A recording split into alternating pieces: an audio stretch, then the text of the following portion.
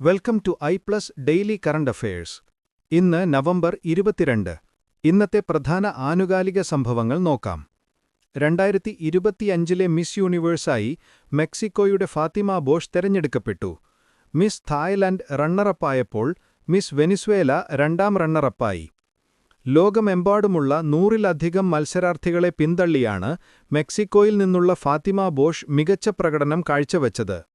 Sickle cell രോഗത്തിനുള്ള രാജ്യത്തെ ആദ്യത്തെ തദ്ദേശീയ ക്രിസ്പർ അധിഷ്ഠിത ജീൻ തെറാപ്പി കേന്ദ്ര ശാസ്ത്ര സാങ്കേതിക മന്ത്രി ഡോക്ടർ ജിതേന്ദ്ര സിംഗ് ആരംഭിച്ചു. ബിർസ 101 എന്ന് പേരിട്ടിരിക്കുന്ന ഈ തെറാപ്പി ഈ മാസം 15-ന് 150-ാം ജന്മവാർഷികം ആഘോഷിച്ച ബിർസ മുണ്ടയ്ക്ക് സമർപ്പിച്ചിരിക്കുന്നു. ബ്രസീലിലെ ബെലമിൽ നടന്ന UN COP30 കാലാവസ്ഥാ വ്യതിയാന ഉച്ചകോടിക്കിടെയാണ് 2026 കാലാവസ്ഥാ വ്യതിയാന പ്രകടന സൂചിക CCCI പുറത്തിറക്കിയത്. ഇന്ത്യയുടെ കാലാവസ്ഥാ പ്രകടന റാങ്കിങ്ങിൽ വലിയ ഇടിവ് രേഖപ്പെടുത്തി 13 സ്ഥാനങ്ങൾ താഴേക്ക് പോയി 23-ാം സ്ഥാനത്തെത്തി. ഡെയിലി കറന്റ് അഫയർ ലഭിക്കാൻ ഇപ്പോൾ തന്നെ ചാനൽ സബ്സ്ക്രൈബ് ചെയ്യൂ.